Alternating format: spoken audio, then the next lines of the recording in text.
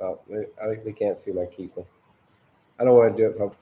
Good morning. Welcome to Daily Innovation. I'm your host, Fred Rose. What a beautiful Monday morning it is. Beautiful sunshine, nice and cool outside, but what a beautiful day that Hashem has made. And we're going to rejoice. So, got a beautiful psalm to read this morning. It's very important. It's coming from Psalm 75. It's talking about God being the judge. We talked about this many times already through this daily innovation program. Is that Hashem is sovereign over all the world, and He rules and He judges it the way He sees fit. So everything we see going on around the world is orchestrated by Hashem. Only He cannot change is our decisions.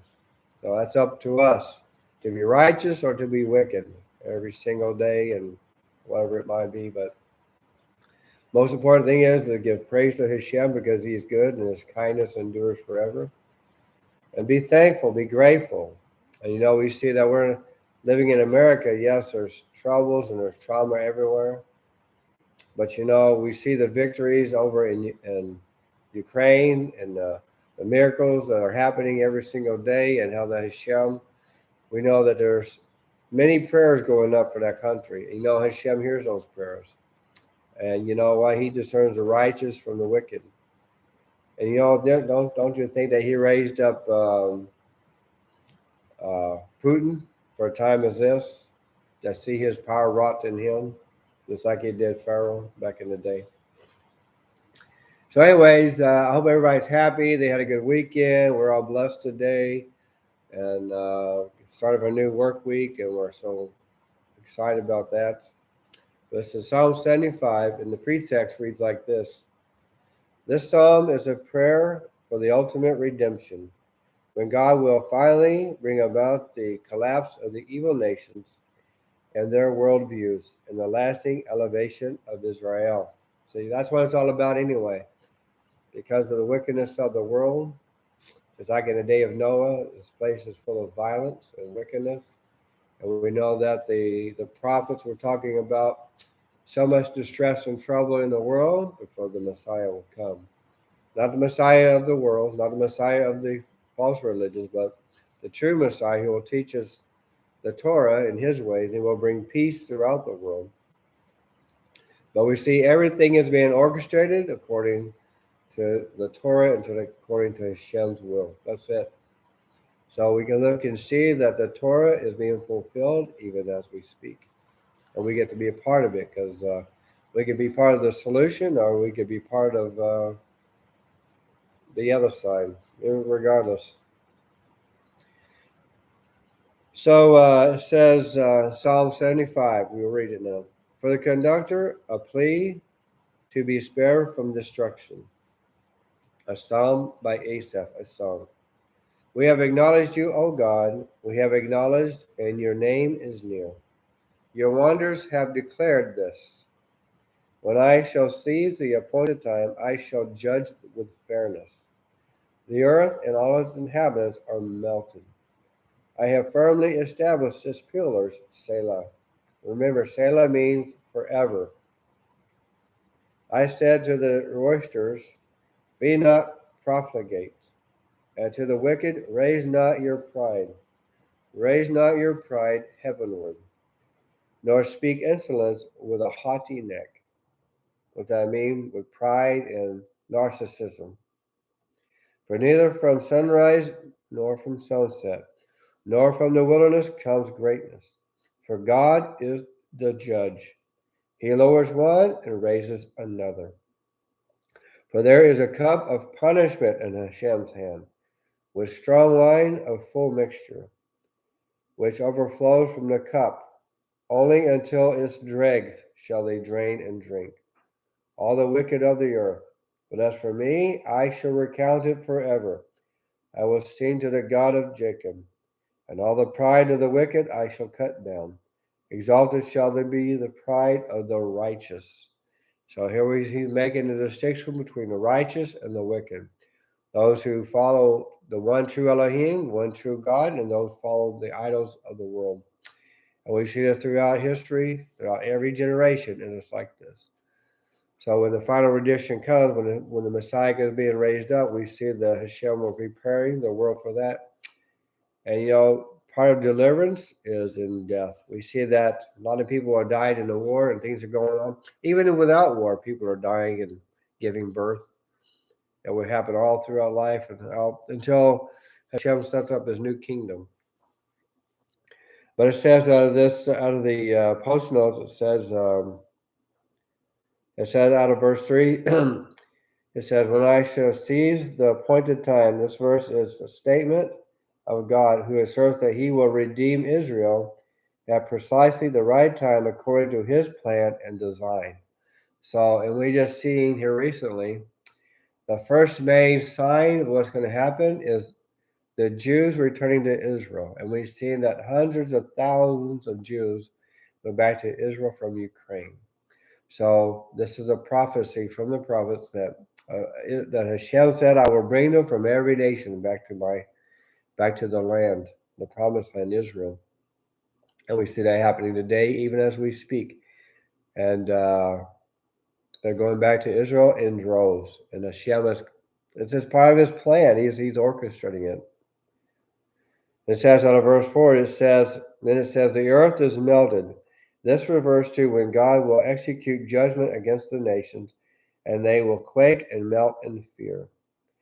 Alternatively, even if the earth is melted, even if the entire world would have lost its moral fiber, the moral absolute with God has established will remain applicable and relevant, and they will ultimately prevail. Out of verse 7, for neither from sunrise, greatness is not the result of early starts, late hours, and distant travels, or any other extremes of human exertion. Rather, it is bestowed by God upon those who faithfully do his will. So what it's trying to say is, most people live their life for themselves, and they just do what they want to do. And of course, they just live for their family or whatever, but we don't see the needs of the orphans and the widows and the people in distress. And even in the B'nai Noach community, and even in every society, we see this where the Jewish people are one of the most generous people in the world. Matter of fact, they are the most generous, and they're always willing to help out and give to others without even thinking of the most generous people in the world. Most kindness, because it's in their nature. I just learned from my teaching yesterday. It's just in their nature to do that, their kindness. But they also have a lot of courage and faith. But there's also wickedness among them too, so it doesn't matter. But in general, but even as B'nai Noach, the Noahide, those righteous of the nations, which we're called to be, our faith as Judaism has nothing to do with being Jewish. It has to be following the God of Abraham, Isaac, and Jacob. But we see here that through this, God is the judge. What does he mean? That his will is those who do his will. What's his will? Well, Abraham is the leader of the Jewish people, and his greatest attribute was kindness, hesed, doing acts of kindness to your fellow man. Love Hashem with all your heart, soul, mind, and strength, and love your neighbors yourself. We heard that over and over again, but are we partaking in that? So are we being part of the solution? We see we don't have to go to Ukraine to see the needs of people. We see it all in America. We see that evil is flourishing. So maybe we should be praying for courage to fight against the evil. We see there's a change happening. We see that righteousness is rising up even in America to fight against the wickedness. We see that people in droves, the truckers and moms and dads are standing up against the evil being taught in our schools and these mandates and this wickedness that's going on. And that's what Hashem wants all of us to do, to have courage and find ways that we can be involved to make change. And you know what? Don't close your eyes to the homeless and to the widows. And but there's also a theme that those who don't want to help themselves, Hashem will deal with those also because they're full of pride and self and arrogance, blah blah blah. But just understand that we should help those who we see that when there's a tornado or catastrophic things, we can give by our money as a tool. Our money is a tool to help others. So if you close your hand to the needy, and they cry out to God, He's going to punish you for that because of your wickedness. Because He gave you the opportunity to have the job, to make a living. But if you have extra money, why ain't you giving it and being a blessing to others? So think about this guy. God is a judge. He rules the world, and everything that's going on in this world, especially individually and corporately. If you're involved in part of this wickedness that's going on, understand that Hashem is building a case for everyone, whether you're righteous or wicked. It doesn't matter. That's why I say He's the judge. So, every single day until we die and we stand before God, we're building a case against ourselves, good or evil. So it's up to us to choose our side. But just like Pharaoh was raised up back in the day, the wicked Pharaoh that punished the children of Israel, which was prophesied, the Torah says that he was raised up for a time like that, and we see why his demise was in his final end. Yes, Hashem didn't want him to perish that way, but you know what?